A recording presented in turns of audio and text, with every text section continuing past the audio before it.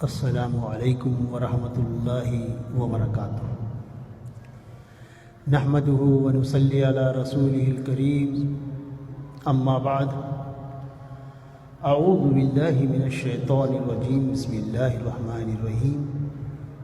قال اللہ تعالی فی القرآن المجید: فمن اتقى واصلح فلا خوف علیہم ولا هم يحزنون۔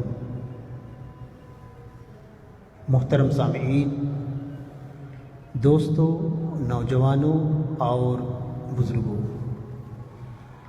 تمام تعریفات کے لائق وہی وحدہ لا شریک لہ ہے جس نے ہم تمام کو یہ ایک مقصد کے ساتھ پیدا کیا۔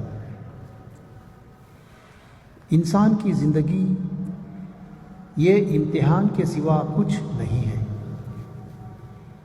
محترم سامعین،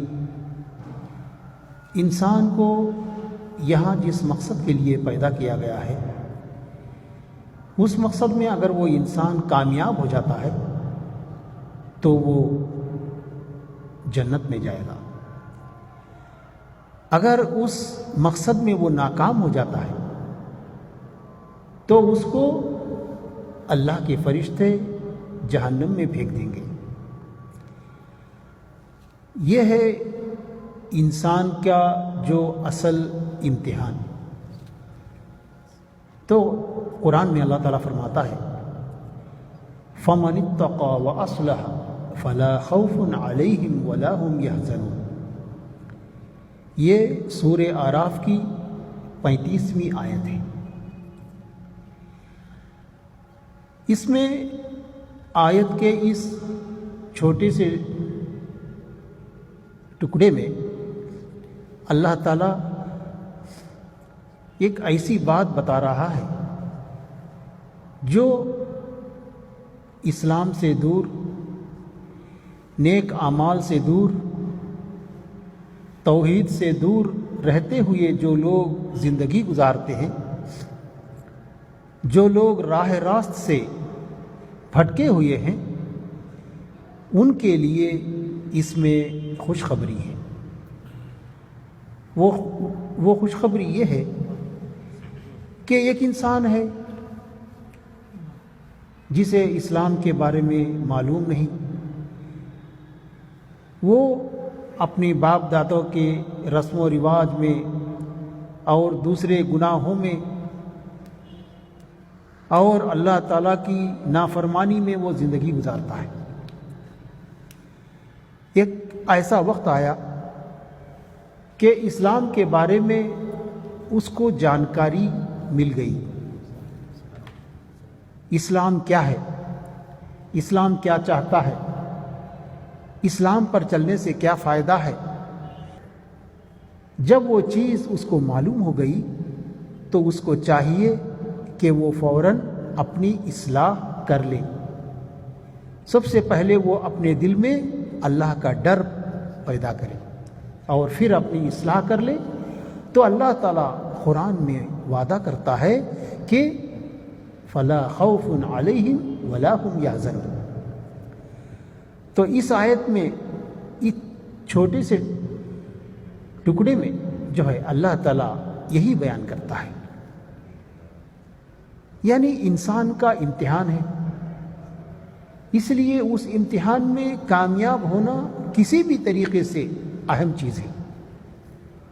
انسان کو یہاں نقصانات آتے ہیں، پریشانیاں، بیماریاں اور بہت ساری چیزیں، جس کو انسان دور کرنے کے لیے کوئی دوائی کھاتا ہے، کوئی پرہیز کرتا ہے، اس طریقے سے وہ اس بیماری سے، اس نقصان سے دور ہونے کی کوشش کرتا ہے۔ تو اس آیت میں اللہ تعالیٰ فرماتا ہے کہ جو راہ راست سے بھٹکا ہوا ہے، اس کو راہ راست مل گیا، سمجھ میں آ گیا، تو وہ فوراً اللہ تعالیٰ سے ڈرنا چاہیے۔ اللہ کا ڈر یہ بہت ہی اہم چیز ہے۔ آپ تمام جانتے ہیں، سورہ بقرہ میں سب سے پہلی آیت میں ہی اللہ تعالیٰ اس کے بارے میں بتایا الف لام میم ذالک الکتاب لا ریب فیہ ھدی للمتقین. دیکھیے یہ کتاب جس میں کوئی شک نہیں ہے، اور یہ کتاب انہی لوگوں کو راستہ بتاتی ہے جو اللہ تعالیٰ سے ڈرتے ہیں. یعنی اللہ کا ڈر سب سے پہلے ہونا چاہیے. جس کے دل میں اللہ کا ڈر نہ ہو وہ اسلام قبول نہیں کر سکتا، اسلام پر نہیں چل سکتا، اللہ کو خوش نہیں کر سکتا، جنت میں جا نہیں سکتا. تو یہاں پر اللہ تعالیٰ اس آیت کے ٹکڑے میں یہی فرماتا ہے کہ فمن اتقی، پس جو اللہ تعالیٰ سے ڈرا تو اس کی ذمہ داری یہ ہوتی ہے فوراً وَأَصْلَحَ، اپنے آپ کو سدھار لینا چاہیے.